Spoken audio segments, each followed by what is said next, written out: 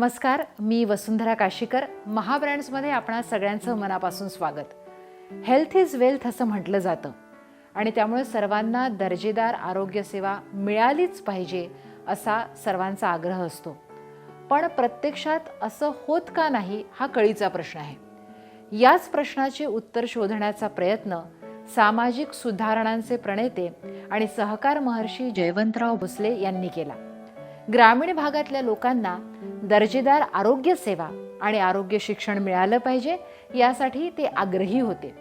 या आग्रहातूनच त्यांनी कराडमध्ये 1984 साली कृष्णा चॅरिटेबल ट्रस्टच्या माध्यमातून Krishna institute of medical sciences अर्थात वैद्यकीय शिक्षण संस्थेची स्थापना केली.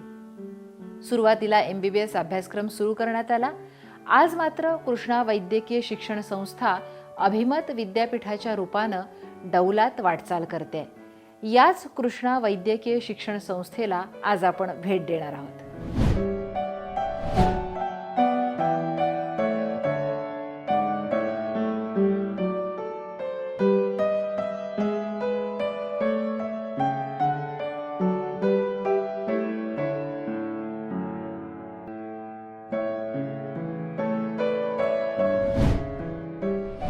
ज्यावेळेला आमचे वडील होते त्यांनी असा विचार केला की ह्या भागामध्ये एक चांगला मोठा दवाखाना नाही आहे आणि आमचे जे सगळे ह्या विभागात पेशंट्स होते त्यांना मिरजेला जावं लागत होतं आणि इमर्जन्सी सर्व्हिसेस नव्हत्या. बरेचसे तिथंपर्यंत पोचलेसुद्धा नाहीत आमचे पेशंट्स, अशी परिस्थिती होती.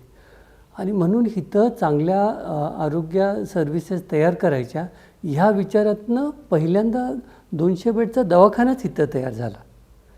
इतर ज्या संस्था नंतर आल्या 84 साली ज्यावेळेला महाराष्ट्र सरकारने ठरवलं की मेडिकल कॉलेजेसची परवानगी द्यायची आहे त्यावेळेला मेडिकल कॉलेज तयार झालं. ते 2 वर्षांनी झालं 84 साली आणि मग अर्थात त्याच्यानंतर सगळा विस्तार होत गेला. हॉस्पिटल सुरू करतानाच इन्क्लुजन अँड इक्विटी या ब्रीदवाक्यानुसार काम करण्याचा निर्धार केला. त्यामुळं समाजातल्या सर्वच उत्पन्न घटकांना एकसारख्या सुविधा उपलब्ध झाल्या. इथे येणाऱ्या प्रत्येकाला त्याला हवा तो उपचार उपलब्ध करून दिला जातो. इथे जर एखादी सेवा उपलब्ध नसेल तर ती आम्ही उपलब्ध करून देतो असं डॉक्टर सुरेश भोसले सांगतात. सगळ्यात महत्त्वाचं मी सांगितलं तसं की आरोग्याच्या ज्या सगळ्या कमतरता होत्या ह्या विभागातल्या त्या इथं पुरवल्या गेल्या पाहिजेत. आणि हे पुरवत असताना आमचा एक मोटो आहे, आम्ही त्याला म्हणतो इन्क्लुजन अँड इक्विटी. इन्क्लुजन म्हणजे सगळ्यांना ह्या उपलब्ध झाल्या पाहिजेत, इरिस्पेक्टिव्ह त्याचं काही इकॉनॉमिक स्टेटस असेल ते. आणि दुसरं इक्विटी म्हणजे जे सर्व्हिसेस एकसारखे सगळ्यांना मिळाले पाहिजेत. म्हणजे एखादा प्रायव्हेट रूमचा पेशंट असला तर त्याची सर्व्हिस वेगळी आणि वॉर्डमध्ये पेशंट असला तर त्याची सर्व्हिस वेगळी, असं न होता स्टँडर्डाईज सगळ्यांना एकसारख्या त्या क्वालिटी सर्व्हिसेस देता आल्या पाहिजेत. म्हणून हा आमचा पूर्ण पहिल्यापासूनचा मोटो आहे. आणि त्याच्यातला एक भाग म्हणून तुम्हाला सांगतो की हॉस्पिटल सुरू झाल्यापासून आजपर्यंत एकही आमचा पेशंट असा परत गेला नाही की त्याला हे सर्व्हिसेस अफोर्डेबल नाहीत. आणि ज्यावेळेला नाहीत त्यावेळेला हॉस्पिटलने त्याची काळजी घेतली. कृष्णा अभिमत विद्यापीठाला गुणवत्तापूर्ण पद्धती, एकाच छताखाली उपलब्ध असलेली उच्च शैक्षणिक सुविधा आणि बहुवैशिष्ट्यपूर्ण आरोग्य रोगनिदान सेवा यामुळे नॅकचं A+ आणि ISO 9001 मानांकन मिळालंय. क्वालिटी मॅनेजमेंट आता हे तर म्हणजे कुठल्याही प्रोफेशनमध्ये मी म्हणेन हे अतिशय महत्त्वाचं राहतं. कारण जिथं जिथं सगळ्यापेक्षा महत्त्वाचं कुठं असेल तर आरोग्याच्या विभागामध्ये सगळ्यात महत्त्वाचं आहे की क्वालिटी मेंटेन झाली पाहिजे. कारण त्या क्वालिटीमध्ये डिफरन्स लाईफ अँड डेथचा होऊ शकतो. तुम्ही जर चांगली क्वालिटी मेंटेन केली तर अनेक पेशंट्स तुम्ही त्यांना नवीन जीवदान देऊ शकता. म्हणून ही क्वालिटी मेंटेन करायची आहे. आणि आमचं हॉस्पिटल बघितलं तर तुम्ही टीचिंग हॉस्पिटलमध्ये पहिलं हॉस्पिटल असं आहे की ज्याला NABH एक्रेडिटेशन मिळालं आहे. लहान लहान हॉस्पिटलला मिळतं पण 500 बेड्सच्या वर असणाऱ्या मोठ्या हॉस्पिटलना हे मिळवणं खूप कठीण असतं. आम्हाला आता बरीच वर्ष 5-6 वर्ष झालं मिळून ते. आणि ते क्वालिटी स्टँडर्ड्सच डिफाईन करतं. कृष्णा वैद्यकीय शिक्षण संस्थेत हृदयरोग, कॅन्सर यासारख्या दुर्धर रोगांवर उपचार केले जातात. जसजशा गरजा वाढल्या तसतशा त्या संबंधातल्या आरोग्य सेवा उपलब्ध करून दिल्या जात असल्याचं डॉक्टर सुरेश भोसले सांगतात. की इथं ज्या सर्व्हिसेस अवेलेबलच नाही आहेत. आता कॅन्सरसाठी उपचार उपलब्धच नाही आहे, हार्ट डिझीजसाठी उपचार उपलब्धच नाही आहे. तर ह्या जशा जशा रिक्वायरमेंट्स वाढत गेल्या तसं तसं ते एक्सपान्शन होत गेलं. आणि म्हणून स्पेशालिटीजमध्ये हे आता टर्शरी हॉस्पिटल आहे, म्हणजे प्रायमरी सेकंडरी सर्व्हिसेस नाही पण टर्शरी सर्व्हिसेस.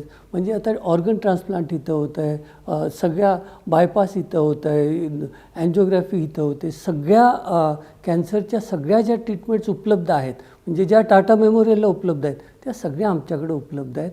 अशी ही ग्रोथ झालेली आहे. म्हणजे ग्रोथसुद्धा होत असताना ती ॲडव्हान्स ज्या हेल्थ सर्व्हिसेस आहे ह्याच्यात ग्रोथ झालेली आहे. कार्डिओलॉजी, एन्जिओप्लास्टी यासारख्या गोष्टींसाठी देशातल्या अत्याधुनिक सोयीसुविधा इथे उपलब्ध आहेत.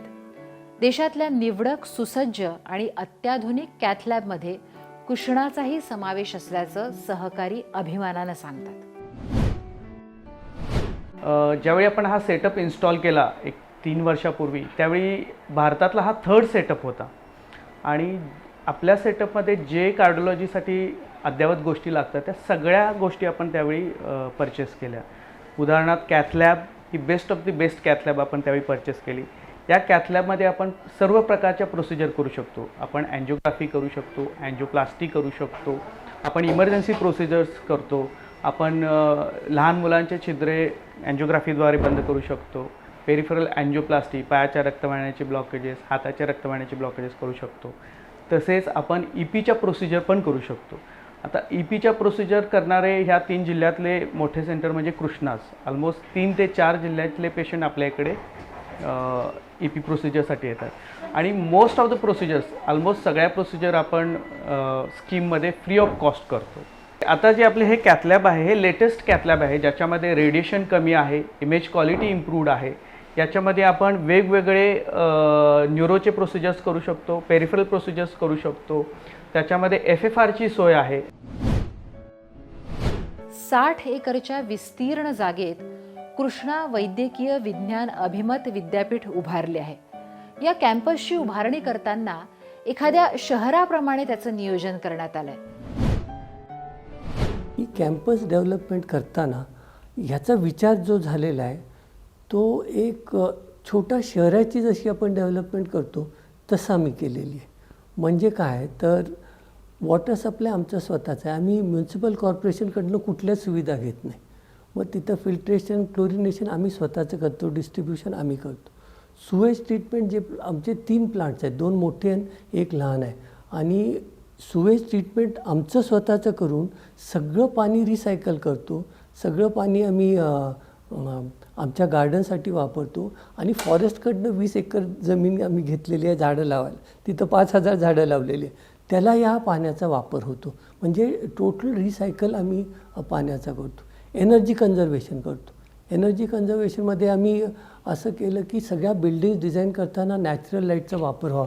मी सगळीकडे बघितलं तर नॅचरल लाईट्स, आम्हाला आर्टिफिशियल लाईटिंग जास्त करावं लागत नाही. सगळ्या बिल्डिंग टॉप्सवर सोलर हे बसवलेले आहेत. 1 मेगावॉट जवळजवळ आम्ही इलेक्ट्रिसिटी तयार करतो याच्यावर. म्हणजे आमचं 60-70% रिक्वायरमेंट ही सोलर एनर्जीमधनंच येते आमची. अशी आज हे आहे. सगळे जर कन्व्हेन्शनल लाईटिंग होतं ते सगळं बदललं. जवळजवळ 2200 ट्यूब्स आम्ही बदलल्या आणि LED लाईट्स लावले. त्याच्यात एनर्जी कन्झर्वेशन झालं. एनर्जी ऑडिट वर्षाला आम्ही करत असतो. जे हाय एनर्जी डिव्हायसेस आहेत जसे एअर कंडिशनर आहेत त्याचे जे नवीन इन्व्हर्टर बेस्ड डिव्हायसेस आले ते सगळे लावले. सगळे गीझर काढले, तिथं हीट पंप्स लावले आणि ते एनर्जी कमी कन्झ्युम करतात. मग असा ह्या कॅम्पसचा विचार केलेला आहे. आता घेऊयात एक छोटीशी विश्रांती.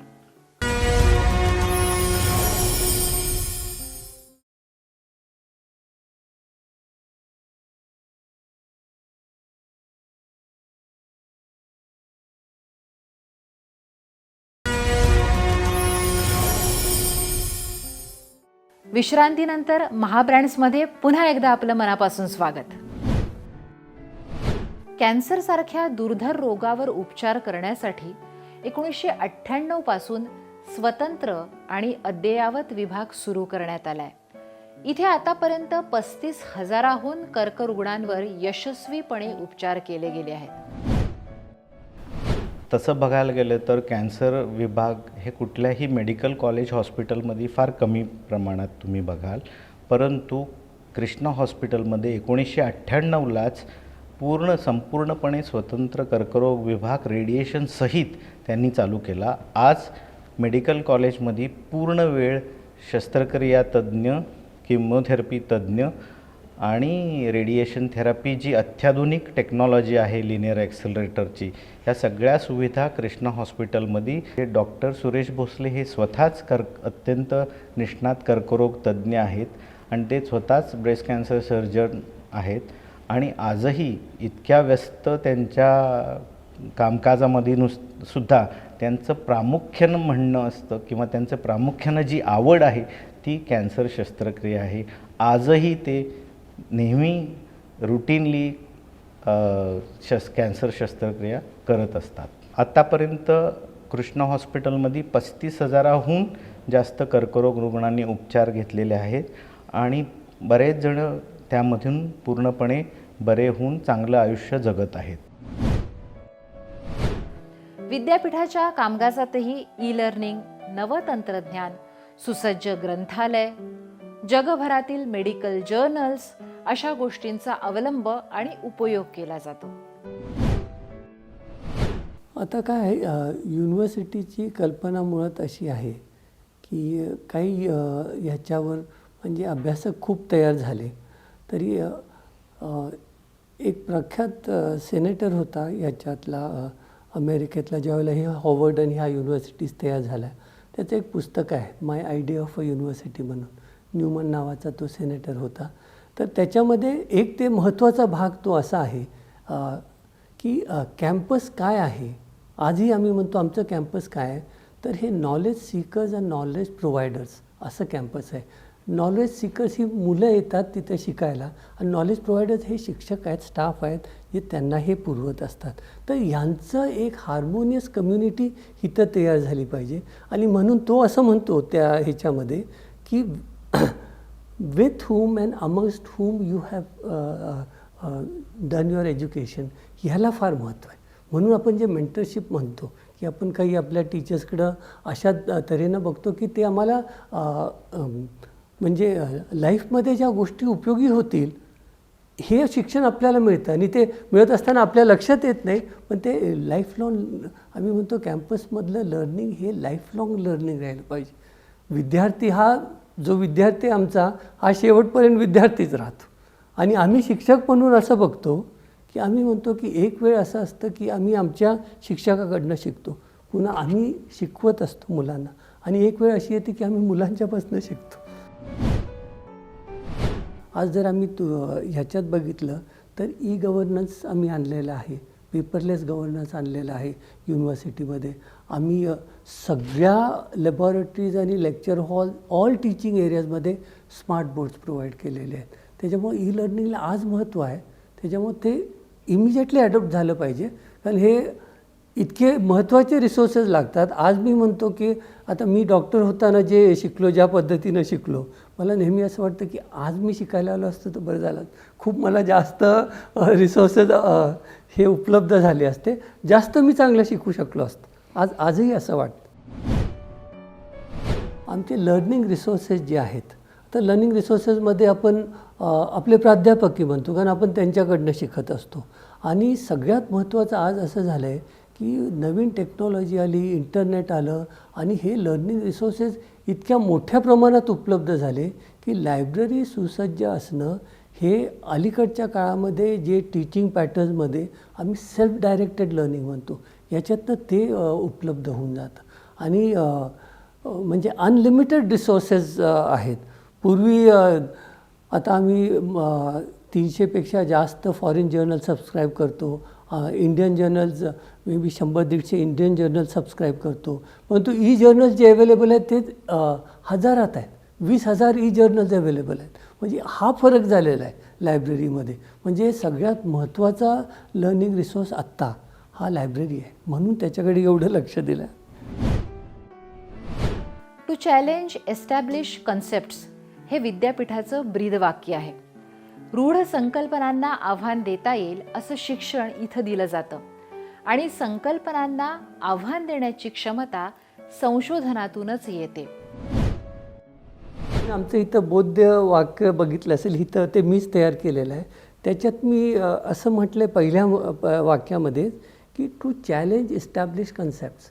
म्हणजे आज हे कन्सेप्ट इस्टॅब्लिश झाले आहेत की या अशा पद्धतीनं असतं, तर ते नाही, तुम्हाला ते चॅलेंज करता आलं पाहिजे की नाही, हे वेगळंसुद्धा असू शकतं. As a student of science, research जे आहे, क्रिएटिंग न्यू नॉलेज, हे युनिव्हर्सिटीमध्ये होतं. नवीन नॉलेज कुठं तयार होतं? हे विद्यापीठात होतं आणि ते रिसर्चमधनं होतं. सो एव्हरी स्टुडंट आहे, he is also a student of research. तेव्हा आम्ही असं विचार केलेला आहे की ज्यावेळेला समजा MBBSला मुलगा जर ॲडमिट झाला, तर आम्ही म्हणतो की 4.5 वर्षामध्ये एक तरी त्यांनी रिसर्च प्रोजेक्ट पूर्ण केला पाहिजे, तरच त्याला परीक्षेला बसता येईल, नाही तर तो परीक्षेला क्वालिफाय होणार नाही. हे प्रमोट करण्यासाठी आम्ही करतो आहे. आत्तासुद्धा पोस्ट ग्रॅज्युएट जे स्टुडंट्स आहेत, त्यांनी इंडेक्स जर्नलमध्ये पब्लिकेशन केल्याशिवाय त्याला आमच्या पोस्ट ग्रॅज्युएट परीक्षेला बसता येत नाही, असं आत्ताही आमचा रूल आहे. तेव्हा हे टीचर्सच्या बाबतीत सुद्धा आहे. समजा मी क्लिनिशियन आहे, मी दररोज ऑपरेशन करतो, त्याच्यामधनं न्यू नॉलेज, न्यू एव्हिडन्स तयार होत असतं. मी ते विसरून चालणार नाही. मी टीचर पण आहे, पण मी रिसर्चर पण आहे. ही एक कल्चर, हे आम्ही ह्याला रिसर्च कल्चर म्हणतो, हे तयार करायचा खूप प्रयत्न आहे आपल्या विद्यापीठात.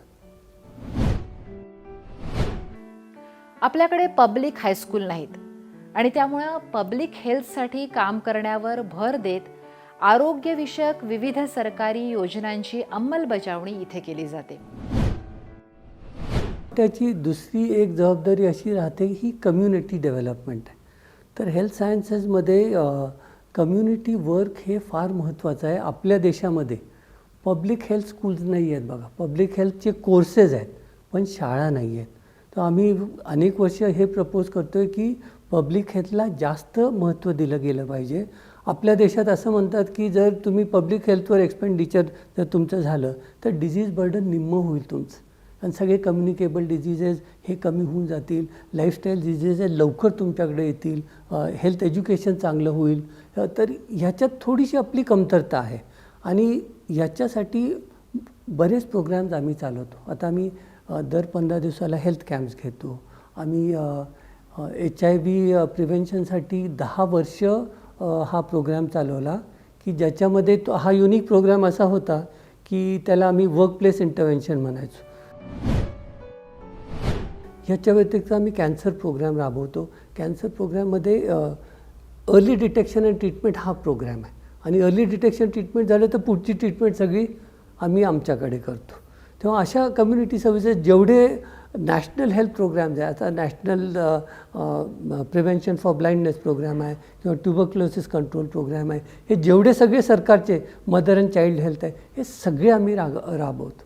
म्हणजे जेवढे हे पब्लिक हेल्थमध्ये सरकारचे प्रोग्राम आहेत, तितक्याच जोमाने आम्ही चालवतो. मे बी काही गव्हर्मेंट एजन्सीपेक्षा जास्त आम्ही त्याच्यात काम केलं आहे. कोरोना संदर्भात सुद्धा सर्वात आधी कृष्णा हॉस्पिटलनेच सकारात्मक पाऊल टाकल्याचं ते अभिमानानं सांगतात. करोना हे नवीनच आजार आहे. त्याचं स्वरूप कसं असेल, काय होईल, हे आपल्याला काहीच माहीत नव्हतं. पण आम्हाला हे माहीत होतं की ही जर साथ आली मोठ्या प्रमाणामध्ये, तर ही खूप गंभीररित्या येणार आहे, एवढं तर आम्ही ओळखलं होतं. म्हणजे पहिल्यांदा साथ आल्यानंतर फर्स्ट डिक्लेरेशन आम्ही केलं. इवन सरकारने डेझिग्नेट केले नव्हते कोविड हॉस्पिटल्स, त्यावेळेला आम्ही अनाऊन्समेंट केली की फर्स्ट 60 बेड्स आम्ही तयार करतो. 2 वॉर्ड्स आम्ही तयार केले, एक फिमेल आणि एक मेल. आणि नंतर जशी रिक्वायरमेंट लागत गेली तेव्हा 500 बेड्स आम्ही डेडिकेट केले फॉर कोविड, आणि 8,000पेक्षा जास्त पेशंट्स आमच्याकडं ॲडमिट झाले.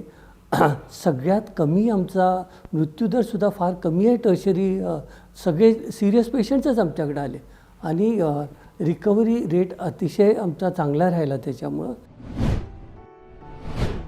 कॅम्पसमधल्या कचऱ्याचं नियोजनही इथेच केलं जातं. ई वेस्ट असेल, मेडिकल वेस्ट याच्या नियोजनाबरोबरच ओल्या सुक्या कचऱ्यापासून कंपोस्ट खत निर्मिती करून कॅम्पसमधल्या बागांसाठी त्याचा उपयोग केला जातो. आता आमचं स्वतःचं इन्सिनरेटर आहे. सो हॅझर्डस वेस्ट तिथं डिस्पोज होतं.